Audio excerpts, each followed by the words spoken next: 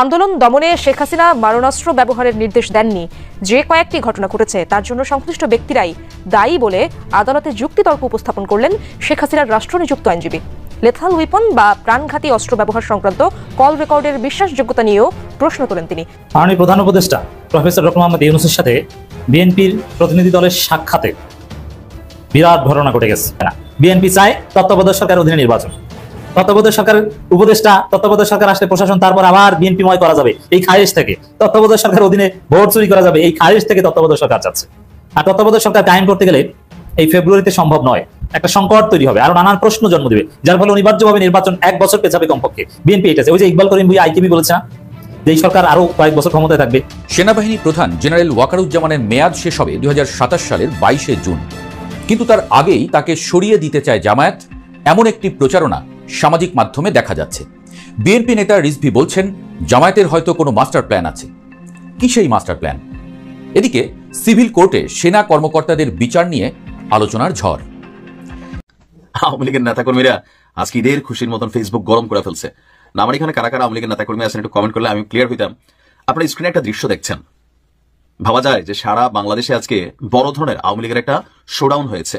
মানে বলা যেতে পারে 5ই আগস্ট পরবর্তী সময়ে বাংলাদেশ আওয়ামী লীগের নেতাকর্মীরা এত বড় সাহস একযোগে আর দেখায় নাই। শুধুমাত্র রাজধানী ঢাকাতেই 25টি স্পটে বাংলাদেশ আওয়ামী লীগের নেতাকর্মীরা ছোট বড় মাঝারি বিভিন্নভাবে একত্রিত হয়ে একটা শোডাউন দিয়েছে। এর পাশাপাশি গফরগাঁয়ে সম্ভবত সেখানে আমরা দেখলাম মোটামুটি 1000 খানেক প্লাস মাইনাস, আমি জানি না মানুষের সংখ্যা কত হবে, একটা বড় ধরনের শোডাউন। কি বার্তা দিচ্ছে? আসসালামু আলাইকুম রহমতুল্লাহ, সবাই কেমন আছেন? আশা করি সবাই অনেক অনেক ভালো এবং সুস্থ আছেন। সবাইকে স্বাগতম জানাচ্ছি আমাদের আরেক নতুন ভিডিওতে। প্রতিদিনের মতো আমি আপনার সিরাত ফারুকী আবারও চলে আসলাম নতুন একটা ভিডিও নিয়ে। দর্শক, আজকের ভিডিও টাইটেল এবং থাম্বনেল দেখে ইতিমধ্যে বুঝতে পেরেছেন আজকের ভিডিওটা কতটা গুরুত্বপূর্ণ হতে চলেছে। দেশে যে রাজনৈতিক চলমান পরিস্থিতি চলতেছে তারই ধারাবাহিকতায় আমরা আজকের ভিডিওটা সাজিয়েছি। আপনারা ইতিমধ্যে ভিডিওর শুরুতে বেশ কিছু অংশ বিশেষ দেখে বুঝতে পেরেছেন আজকের ভিডিওটা মূলত কতটা গুরুত্বপূর্ণ হতে চলেছে। তো দর্শকের বিষয়টা নিয়ে আমরা বিস্তারিত তারপর বললাম, কারণ বিস্তারিত বলতে গেলে ভিডিওটা অনেক লম্বা হয়ে যাবে। তো আমি সংক্ষেপে করার ক্ষেত্রে আপনাদেরকে মূল আলোচনা নিয়ে যাচ্ছি। তার আগে আপনাকে ছোট্ট একটি অনুরোধ জানিয়ে রাখতে চাই, যারা ফারুকী অনলাইন ইউটিউব চ্যানেলটিতে এখন চ্যানেলটি সাবস্ক্রাইব করে সাথে থাকবেন। যারা ইতিমধ্যে সাবস্ক্রাইব করেছেন তাদেরকে অসংখ্য ধন্যবাদ। যারা সাবস্ক্রাইব করেনি তাদের উদ্দেশ্যে একটি কথা বলবো, দেখতে থাকুন, দেখতে দেখতে ভালো লাগা ভালোবাসা হয়ে যাবে ইনশাল্লাহ। আজকের এই ভিডিওটার মাধ্যমে দেশে যে রাজনৈতিক চলমান পরিস্থিতি চলতেছে, দেশে যে কি অবস্থা চলতেছে, আসলে রাজনীতিকে কেন্দ্র করে এক এক দল এক একজনকে নানানভাবে বিব্রত করে মন্তব্য থেকে শুরু করে এক একজন এক এক কটাক্ষ নানানভাবে নানান যখন বিপর্যস্ত নানান পরিস্থিতি তার ধারাবাহিকতা আজকের ভিডিওটা আমরা সংক্ষেপে আকারে আপনাদেরকে তুলে ধরার চেষ্টা করেছি। তাই সবাইকে আমি অনুরোধ করবো ধৈর্য সহকারে ভিডিওটি শেষ পর্যন্ত দেখে আপনার মূল্যবান মতামত কমেন্টে জানাতে ভুলবেন না। দর্শক, চলুন আমরা এখানে ভিডিওর বাকি অংশগুলো একটু দেখি। আন্দোলন দমনে শেখ হাসিনা মারণাস্ত্র ব্যবহারের নির্দেশ দেননি। যে কয়েকটি ঘটনা ঘটেছে তার জন্য সংশ্লিষ্ট ব্যক্তিরাই দায়ী বলে আদালতে যুক্তিতর্ক উপস্থাপন করলেন শেখ হাসিনার রাষ্ট্রনিযুক্ত আইনজীবী। লেথাল উইপন বা প্রাণঘাতী অস্ত্র ব্যবহার সংক্রান্ত কল রেকর্ডের বিশ্বাসযোগ্যতা নিয়েও প্রশ্ন তোলেন তিনি। বলেন, ড্রোন এবং হেলিকপ্টার ব্যবহার করা হয়েছিল জানমালের নিরাপত্তা রক্ষায়। আন্তর্জাতিক অপরাধ ট্রাইব্যুনালে শেখ হাসিনা সহ 3 জনের বিরুদ্ধে মানবতা বিরোধী অপরাধ মামলায় প্রসিকিউশন 54 জন সাক্ষী নৃশংসতার অসংখ্য ভিডিও ও রেকর্ডিং উপস্থাপন করেছে। প্রসিকিউশনের দাবি, আসামিদের অপরাধ প্রমাণ করতে পেরেছেন তারা। মঙ্গলবার যুক্তিতর্ক উপস্থাপনের দ্বিতীয় দিনে শেখ হাসিনা ও আসাদুজ্জামান খান কামালের বিরুদ্ধে আনা সব অভিযোগ অস্বীকার করেন আসামিপক্ষের ট্রাইব্যুনাল নিযুক্ত আইনজীবী। তার দাবি, আন্দোলন দমনে মারণাস্ত্র ব্যবহারের কোনো নির্দেশই দেননি সাবেক প্রধানমন্ত্রী শেখ হাসিনা। এ সংক্রান্ত অডিও রেকর্ডের বিশ্বাসযোগ্যতা নিয়েও প্রশ্ন তোলেন তিনি। লেথাল উইপন ব্যবহার করতে বলছে, কিন্তু লেথাল উইপন দিয়া বলে না যে ছাত্রদের উপর গুলি করিয়া তুমি মানুষ মেরে ফেলো। যে অডিও রেকর্ডটা এক্সামাইন হইল, ফরেনসিক একটা রিপোর্টও দিল, সেই রিপোর্টটা মাননীয় আদালত কিভাবে একটির উপরে রিপোর্টের উপরে ভিত্তি করে এটাকে অ্যাকসেপ্ট করবেন? বলেন, আন্দোলন চলাকালে ড্রোন ও হেলিকপ্টার ব্যবহার করা হয় রাষ্ট্রের সম্পদ এবং জনগণের জানমাল রক্ষায়। পাশাপাশি সারা দেশে 3,05,000 রাউন্ড গুলি ছোড়ার তথ্য নিয়েও সন্দেহ প্রকাশ করেন তিনি। যে লোকেট করে দেখছে কোন জায়গায় বেশি জনতা, বেশি রাষ্ট্রীয় সম্পদ নষ্ট করতে পারে, জানমালের ক্ষতি করতে পারে, সেই জায়গাটাকে লোকেট করে জায়গাটাকে যাতে জনসাধারণকে ছিন্ন বিচ্ছিন্ন করে দেওয়া যায়, সরিয়ে দেওয়া যায়, যাতে ওইরকম কোনো অপরাধ বা ওইরকম কোনো জানমালের ক্ষতি না হয়। এদিকে গুমের মামলায় অভিযুক্তদের গ্রেপ্তার করে বুধবার ট্রাইব্যুনালে হাজিরের নির্দেশনা রয়েছে।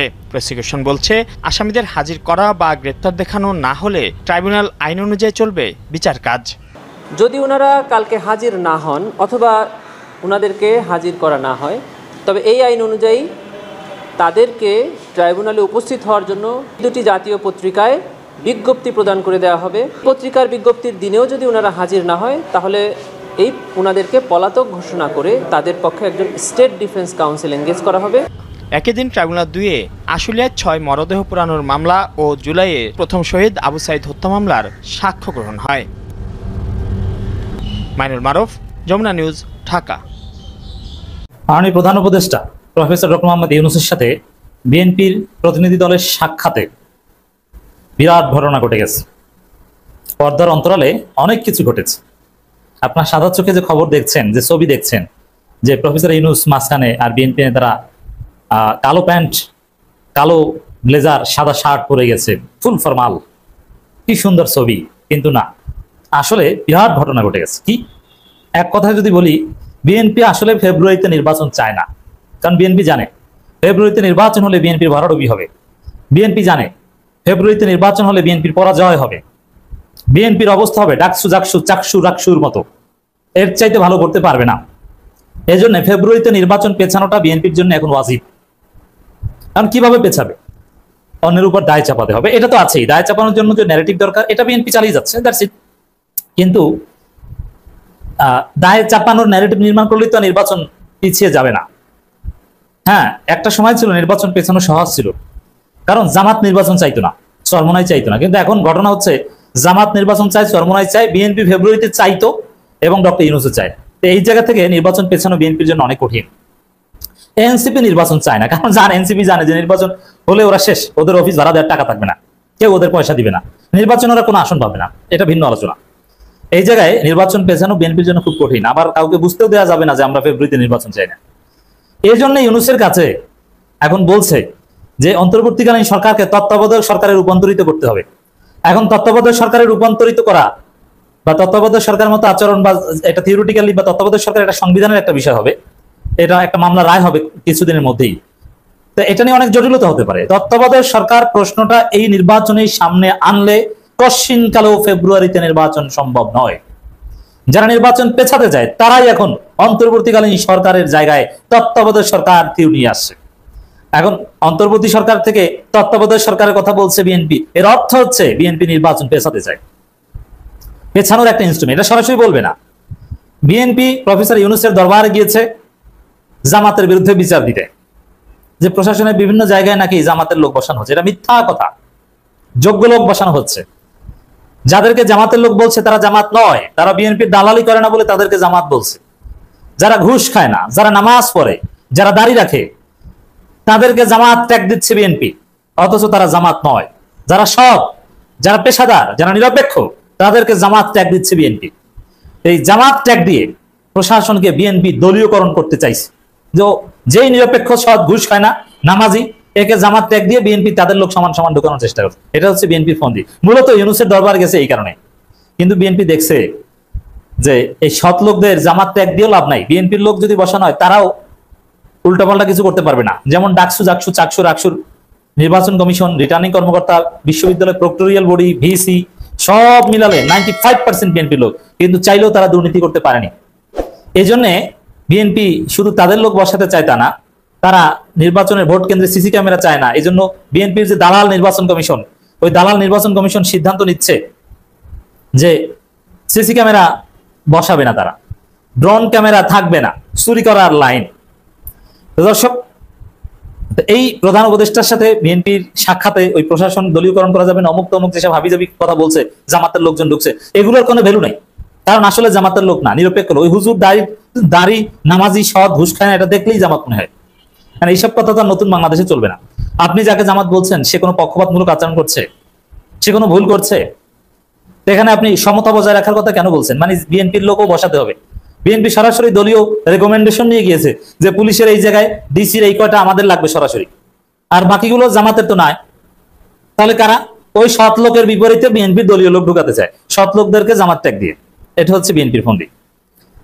আর তারপরও এই অন্তর্বর্তীকালীন সরকারের অধীনে ছাত্র সংসদ নির্বাচনগুলোতে বিএনপি গোহারা হারছে। এই জন্য অন্তর্বর্তীকালীন সরকারের অধীনে বিএনপি নির্বাচন চায় না। বিএনপি চায় তত্ত্বাবধায়ক সরকারের অধীনে নির্বাচন। তত্ত্বাবধায়ক সরকারের উপদেষ্টা, তত্ত্বাবধায়ক সরকার আসলে প্রশাসন, তারপর আবার বিএনপিময় করা যাবে এই খায়েশ থেকে। তত্ত্বাবধায়ক সরকারের অধীনে ভোট চুরি করা যাবে এই খায়েশ থেকে তত্ত্বাবধায়ক সরকার যাচ্ছে। আর তত্ত্বাবধায়ক সরকার কায়েম করতে গেলে এই ফেব্রুয়ারিতে সম্ভব নয়, একটা সংকট তৈরি হবে, আরো নানান প্রশ্ন জন্ম দেবে, যার ফলে অনিবার্যভাবে নির্বাচন 1 বছর পেছাবে কমপক্ষে। বিএনপি এটা ওই যে ইকবাল করিম ভুঁইয়া আইকিবি বলেছে না যে এই সরকার আরো কয়েক বছর ক্ষমতায় থাকবে, তারপরে হয়তো তত্ত্বাবধায়ক সরকার আসতে পারে, উপদেষ্টা পরিষদ সফল হবে। তো বিএনপির এই সুর আজকের এই বৈঠক থেকেই বিএনপি বুঝিয়ে দিয়েছে তারা ফেব্রুয়ারিতে নির্বাচন চায় না। তারা একের পর এক ফন্দি ফিকি নানান কিছু নিয়ে আসবে এবং এই তত্ত্বাবধায়ক সরকারের রায় কিছুদিন পর আসবে, দেখবেন এটা নিয়ে এমন জটিলতা তৈরি হবে এবং বিএনপি সেই জটিলতা ইন্ধন দেবে যাতে ফেব্রুয়ারিতে নির্বাচনের কোনো পরিবেশ না থাকে। অন্তর্বর্তীকালীন সরকারকে তত্ত্বাবধায়ক সরকারের রূপান্তরিত হওয়ার আহ্বান করেছেন বলে জানিয়েছেন বিএনপি মহাসচিব মির্জা ফখরুল ইসলাম আলমগীর। প্রধান উপদেষ্টার সঙ্গে বৈঠক শেষে যমুনার সামনে তিনি কথা বলেন, মানে নির্বাচন চায় না, নির্বাচন পেছানো পার্টি, লুজার্স পার্টি, হারু পার্টি নির্বাচন চায় না, পরাজয়ের ভয়ে বিএনপি নির্বাচন চায় না, কিন্তু মুখ ফুটে বলতে পারে না। সেনাবাহিনী প্রধান জেনারেল ওয়াকারুজ্জামানের মেয়াদ শেষ হবে 2027 সালের 22শে জুন, কিন্তু তার আগেই তাকে সরিয়ে দিতে চায় জামায়াত, এমন একটি প্রচারণা সামাজিক মাধ্যমে দেখা যাচ্ছে। বিএনপি নেতা রিজভী বলছেন জামায়াতের হয়তো কোনো মাস্টার প্ল্যান আছে। কি সেই মাস্টার প্ল্যান? এদিকে সিভিল কোর্টে সেনা কর্মকর্তাদের বিচার নিয়ে আলোচনার ঝড়। এরই মধ্যে বাংলাদেশে আনঅফিসিয়াল ভিজিট করেছেন ভারতীয় সামরিক গোয়েন্দা সংস্থার 4 কর্মকর্তা। জেনারেল কুন্দন সিং এর নেতৃত্বে তারা ঘুরে দেখেছেন লালমনিরহাট এবং সৈয়দপুর বিমানবন্দর। নির্বাচনের 3.5 মাস আগে বাংলাদেশকে নিয়ে কি নতুন কোনো খেলা হচ্ছে? বিএনপি নেতা রিজভী যে মাস্টার প্ল্যানের কথা বলেছেন তা বাংলাদেশকে কোথায় নিয়ে যাবে?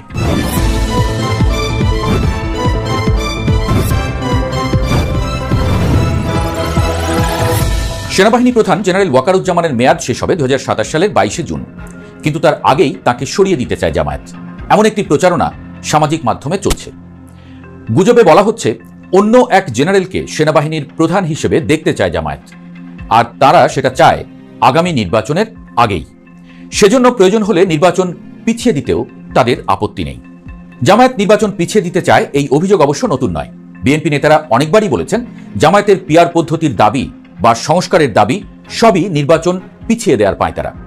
গত সপ্তাহে বিএনপির সিনিয়র যুগ্ম মহাসচিব রুহুল কবির রিজভী অভিযোগ করেছেন জামায়াতের হয়তো কোনো মাস্টার প্ল্যান আছে, তাই তারা জাতীয় নির্বাচনের আগে গণভোট চায়। বিএনপি নেতা রিজভী যে মাস্টার প্ল্যানের কথা বলেছেন তা নিয়েই এক ধরনের ষড়যন্ত্র তত্ত্ব ঘুরপাক খাচ্ছে সামাজিক যোগাযোগ মাধ্যমে। বিএনপি যেমন নির্বাচনে জিতে ক্ষমতায় যেতে চায়, জামায়াতও তাই চায়। সম্প্রতি 4টি বিশ্ববিদ্যালয়ের ছাত্র সংসদ নির্বাচনে জামায়াতের ছাত্র সংগঠন ইসলামী ছাত্র শিবিরের ভূমিধস বিজয়ে প্রমাণিত হয়েছে নির্বাচনের রাজনীতির কৌশলে বিএনপির চেয়ে অনেক এগিয়ে জামায়াত। ছাত্র সংসদ নির্বাচনে শিবিরের বিজয় জামায়াতের আত্মবিশ্বাস অনেক বাড়িয়েছে। সরকারের অনেক গুরুত্বপূর্ণ পদে জামায়াত সমর্থিত ব্যক্তিরা আছেন, এমন অভিযোগ শোনা যায় হরহামেশা। অভিযোগ আছে অনেক গণমাধ্যমে জামায়াতের নেতাকর্মীরা গুরুত্বপূর্ণ দায়িত্বে। সামাজিক মাধ্যমে জামায়াতের ব্যাপক প্রভাব, এর মধ্যে দেশের সবচেয়ে বড় 4টি পাবলিক বিশ্ববিদ্যালয়ের সবগুলোই তাদের নিয়ন্ত্রণে। সব মিলিয়ে বাংলাদেশের ইতিহাসে এবারের মতো এত সুবর্ণ সুযোগ জামায়াতের সামনে আর কখনোই আসেনি। শুধু একটি প্রতিষ্ঠান জামায়াতের পুরো নিয়ন্ত্রণের বাইরে, সেটি হলো বাংলাদেশ সেনাবাহিনী। সেনাপ্রধান জেনারেল ওয়াকারুজ্জামান সাবেক প্রধানমন্ত্রী শেখ হাসিনার চাচাতো বোনের জামাই হয়, তার প্রতি পুরোপুরি ভরসা করতে পারছে না জামায়াত, আর তাই পরিবর্তন চায় জামায়াত। এতে যার নাম সোশ্যাল মিডিয়ায় ঘুরছে, বলা হচ্ছে তিনি জামায়াতের প্রতি অনুকূল, কিন্তু একই সাথে এই প্রশ্নটিও উঠছে তিনিও আওয়ামী লীগ সরকারের আমলেই পদোন্নতি পান, তাহলে তাকে জামায়াতপন্থী বলা হচ্ছে কেন? যেমনটি আগেই বলা হচ্ছিল, বেসামরিক প্রতিষ্ঠানে নিজেদের নিয়ন্ত্রণ প্রতিষ্ঠার পাশাপাশি সামরিক বাহিনীর কাছ থেকেও সহমর্মিতা পেতে চায় জামায়াত, কারণ তাদের সমর্থন ছাড়া ক্ষমতায় যাওয়া বা ক্ষমতায় থাকা দুটোই অসম্ভব হয়ে পড়বে। বিশেষ করে নির্বাচনে যেহেতু সেনা মোতায়েন করা হবে, তাই নির্বাচনের আগেই সেনাবাহিনীতে পরিবর্তন চায় তারা। সেজন্য নির্বাচন পিছিয়ে দিতেও তাদের কোনো আপত্তি নেই। যদিও ডক্টর ইউনূস বলছেন নির্বাচন হবে ফেব্রুয়ারিতেই।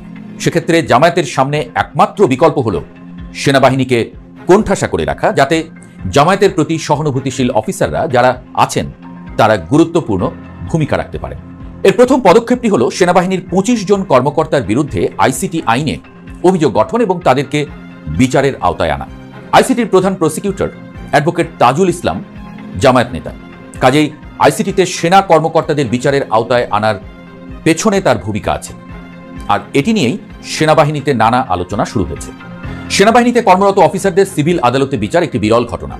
এ নিয়ে খোদ সেনাবাহিনীতেই প্রচুর আলোচনা আছে। বলা হচ্ছে সেনা সদস্যদের একটি অংশ চান না সিভিল কোর্টে তাদের বিচার হোক। আরেক অংশ বলছেন তাদের বিরুদ্ধে যেসব অভিযোগ আনা হয়েছে তা পেশাগত দায়িত্ব পালনের অংশ। সেনাবাহিনীর যে 25 জন কর্মকর্তার বিরুদ্ধে অভিযোগ আনা হয়েছে তারা মূলত ডিজিএফআই এবং র্যাবে কর্মরত ছিলেন। এর মধ্যে ডিজিএফআই সরাসরি প্রধানমন্ত্রীর কার্যালয়ের অধীনে আর র্যাব স্বরাষ্ট্র মন্ত্রণালয়ের অধীনে। সেনা কর্মকর্তারা দায়িত্ব পালন করতে গিয়ে ঊর্ধ্বতন কর্তৃপক্ষের নির্দেশ পালন করেছেন। পেশাগত দায়িত্ব পালনের জন্য বিচারের মুখোমুখি করা হলে সেনাবাহিনীতে চেইন অব কমান্ড ভেঙে পড়বে এমন মত আছে। এই দ্বিমুখী আলোচনা সমালোচনার মধ্যে সেনাপ্রধান কোণঠাসা হয়ে পড়েছেন। সৌদি আরব এবং ভারত সফরে যাওয়ার কথা থাকলেও সরকারের গ্রিন সিগন্যাল না পাওয়ায় তিনি কোথাও যেতে পারেননি এমন আলোচনাও আছে। কার্যত তিনি গৃহবন্দী হয়ে আছেন এমন আলোচনা সামাজিক যোগাযোগ মাধ্যমে চলছিল। কিন্তু সেনাপ্রধান যে গৃহবন্দী নেই, এসব আলোচনা যে শুধু গুজব তা নিজেই প্রমাণ করলেন জেনারেল ওয়াকারুজ্জামান। আওয়ামী লীগের নেতাকর্মীরা আজকে ঈদের খুশির মতন ফেসবুক গরম করে ফেলছে। না আমার এখানে কারা কারা আওয়ামী লীগের নেতাকর্মী আছেন একটু কমেন্ট করলে আমি ক্লিয়ার হইতাম। আপনার স্ক্রিনে একটা দৃশ্য দেখছেন, ভাবা যায় যে সারা বাংলাদেশে আজকে বড় ধরনের আওয়ামী লীগের একটা শোডাউন হয়েছে। মানে বলা যেতে পারে 5ই আগস্ট পরবর্তী সময়ে বাংলাদেশ আওয়ামী লীগের নেতাকর্মীরা এত বড় সাহস একযোগে আর দেখায় নাই। শুধুমাত্র রাজধানী ঢাকাতেই 25টি স্পটে বাংলাদেশ আওয়ামী লীগের নেতাকর্মীরা ছোট বড় মাঝারি বিভিন্নভাবে একত্রিত হয়ে একটা শোডাউন দিয়েছে। এর পাশাপাশি গফরগাঁয়ে সম্ভবত সেখানে আমরা দেখলাম মোটামুটি 1000 খানেক প্লাস মাইনাস, আমি জানি না মানুষের সংখ্যা কত হবে, একটা বড় ধরনের শোডাউন। কি বার্তা দিচ্ছে? সরকার যেমন মনে করছে আওয়ামী লীগকে দাবাই রাখা যাবে, আসলে কি যাবে? আওয়ামী লীগ ইস্যুতে বিএনপি এবং জামাত অনেকটা সফট কর্নারে আছে। এনসিপি বলছে জামাত এবং আওয়ামী লীগ মুদ্রার এই পিঠ ওই পিঠ। অপরদিকে রাজনৈতিক যে অস্থিতিশীলতা সেটারও কিন্তু একটা অ্যাডভান্টেজ তৈরি হচ্ছে আওয়ামী লীগের জন্য। ডক্টর ইউনূস সরকারের বিভিন্ন ব্যর্থ সিদ্ধান্ত এবং রাষ্ট্রকে চালানোর ক্ষেত্রে ওনার বিভিন্ন যে ভূমিকা আছে সেই ভূমিকাগুলোর কারণে অনেক কিছু এখানে ব্যর্থ হচ্ছে। আর এজ এ রেজাল্ট আওয়ামী লীগের ফিরে আসার অথবা মাঠ পর্যায়ে আওয়ামী লীগের যে শোডাউনগুলো তৈরির একটা সুযোগ হচ্ছে। অনেকে বলছেন যে কিভাবে আওয়ামী লীগের এই দুঃসাহস হচ্ছে, মাঠে নামছে, পুলিশ কেন কিছু করছে না? ভাই, 5 জন নেতারে দৌড়ান দিতে গেলে 5 জন পুলিশ এনাফ, কিন্তু 500 জন নেতাকর্মীর সামনে 50 জন পুলিশ এনাফ না, কারণ আওয়ামী লীগের নেতাকর্মীরা কিন্তু ডেয়ারিং। এটা হচ্ছে বাস্তবতা। আর এই মুহূর্তে আইন শৃঙ্খলা বাহিনীর কিছুটা তো দুর্বলতা আছেই। তাহলে কেন আওয়ামী লীগ এই কি বলা হচ্ছে এই সুযোগটা পাচ্ছে? গতকালকে আমি নিউজটা দিয়েছিলাম যে হিউম্যান রাইটস ওয়াচ যুক্তরাষ্ট্র ভিত্তিক যে সংস্থা, তাদের সাথে আরো 5টা সংস্থা, মোট 6টা, তারা ডক্টর ইউনূস সরকারের কাছে একটা চিঠি লিখছে যে আওয়ামী লীগের রাজনৈতিক নিষেধাজ্ঞা প্রত্যাহার করার জন্য নেতাকর্মীরা যেন অহিংস মানে সহিংস না, মিটিং মিছিল বা তাদের যে জমায়েত সেটা করার অধিকার তাদেরকে দিতে হবে। যেমনটা আওয়ামী লীগ সরকারের সময় বিএনপি জামাতের জন্য পশ্চিমা রাষ্ট্রগুলো এই ধরনের বক্তব্য দিতেন যে মিটিং মিছিলের অধিকার, গণতন্ত্র চর্চার অধিকার থাকতে হবে, এটাতে সরকার বাধা দিতে পারবে না। কিন্তু সরকার তখন দিচ্ছে, এখনো এই সরকারও দিচ্ছে, কারণ আওয়ামী লীগের কার্যক্রম সরকার নিষিদ্ধ করে রাখছে বিচার হওয়া পর্যন্ত। এর মাঝখানে বাকি যে রাজনৈতিক দলগুলো আছে এখানেও একটা ঝড় উঠেছে। কোন দলের সাথেই কোন দলের এখন মিল নাই। সিট ভাগাভাগি, বিভিন্ন জায়গায় বদলি, পদ বাণিজ্য, নিয়োগ বাণিজ্য, এই সকল কিছুতে ইন্টারনালি ঝামেলার কারণে কেউই কারোর সাথে মিল নাই। আর দেখেন যে গতকালকে থেকে হঠাৎ করে নাহিদ ইসলামের নেতৃত্বে জামাতের পুরা ধাঁচিয়া উড়াই দিচ্ছে এনসিপি। আবার এনসিপি বলতেছে বাপের থেকে পোলা বেশি বড় হইও না। ওইদিকে জামাতের সাথে বিএনপির সম্পর্ক ভালো না। আবার কি বলা হয় যে নুরুর যে দল গণ অধিকার পরিষদ, তাদের সাথে এনসিপির যোগ হওয়ার কথা ছিল, তারা আবার ভাই পাল্টাপাল্টি বক্তব্য প্রতিদিন। আমজনতার যে তারেক আছেন তার সাথেও এখানে পাল্টাপাল্টি। এই মুহূর্তে রাজনৈতিক দলগুলো কেউ কারোর সাথে সংযুক্ত না, যেটা জুলাই আগস্টে আওয়ামী বিরোধী ভূমিকায় সবাই একত্রিত হয়েছিল। কিন্তু এখন যখন ক্ষমতার বিষয় আসছে, টাকা পয়সা এখানে ক্যাশ নাড়াচাড়া হচ্ছে, তো এই সকল ক্ষেত্রে তাদের মধ্যে স্বার্থঘটিত ইস্যুতে বিভাজন হয়ে গেছে। আবার আগামী দিনে রাষ্ট্র ক্ষমতায় যেতে জামাত আওয়ামী লীগকে ম্যানেজ করার চেষ্টা করছে, বিএনপি আওয়ামী লীগকে কোলে নেওয়ার চেষ্টা করছে, এনসিপিও আওয়ামী লীগকে ম্যানেজ করার চেষ্টা করছে। প্রত্যেকটা দল একে অন্যের বিরুদ্ধে আপনার এই বক্তব্য দিচ্ছেন, কিন্তু ঘুরা ফিরা আলোচনায় কিন্তু আওয়ামী লীগকে সবাই চাচ্ছে। কেন? কারণ আওয়ামী লীগের যে ফ্লোটিং ভোটার, আপনি আওয়ামী লীগের 2-4টা উপজেলা চেয়ারম্যান মারা গেছে, সাধারণ একজন নেতা মারা গেছে, আপনি দেখছেন হাজার হাজার মানুষ তার জানাজায় আসছে। এই দৃশ্যপট রাজনৈতিক নেতারা মুখে মুখে কি বলে জরুরি না, সরকারি চেয়ারে থাকলে কথা বলে, কিন্তু একটা বার্তা তো দিচ্ছে যে লোকাল পর্যায়ে আওয়ামী লীগ এখনো কতটা অ্যাক্টিভ আছে বা তাদের সমর্থনটা কোন লেভেলে আছে। তো এই সমর্থনটা যেটা আগামী নির্বাচনে যেহেতু আওয়ামী লীগ নির্বাচনে আসতেছে না, সো এই ভোটগুলো কোথায় যাবে? আওয়ামী লীগের ভোট নির্ধারণ করে দিবে রাষ্ট্র ক্ষমতায় আসলে কারা যাবে। যার কারণে সবাই কিন্তু তলে তলে রাজনৈতিক বড় বড় নেতারা ওই যে কথাবার্তা বলেন, সাধারণ কর্মীরা ফেসবুক উল্টাই ফেলে, কিন্তু লোকাল পর্যায়ে আওয়ামী লীগের ভোটগুলো কিন্তু মাইনে রাখে। সো এরকম নানান ইস্যুতে আওয়ামী লীগের ইম্পর্টেন্স হুট করে কিন্তু আকাশচুম্বী হয়ে গেছে। দর্শক, এই বিষয়টা নিয়ে আপনার মূল্যবান মতামত অবশ্যই কমেন্ট করে জানাতে ভুলবেন। ইতিমধ্যে আপনার সবাই বেশ কয়েকটা প্রতিবেদন দেখেছেন এবং বেশ কয়েকজন ব্যক্তিদের মন্তব্য শুনেছেন যে দেশে যে চলমান পরিস্থিতি চলতেছে সে সম্পর্কে। এই বিষয় নিয়ে আপনার মূল্যবান মতামত অবশ্যই কমেন্ট করে জানাবেন। ধন্যবাদ সবাইকে এতক্ষণ সাথে থাকার জন্য। দেখাবো না কোনো ভিডিওতে, ভালো থাকবেন, সুস্থ থাকবেন, ততক্ষণ যদি আমাদের চ্যানেলের সাথে থাকুন। আল্লাহ হাফেজ।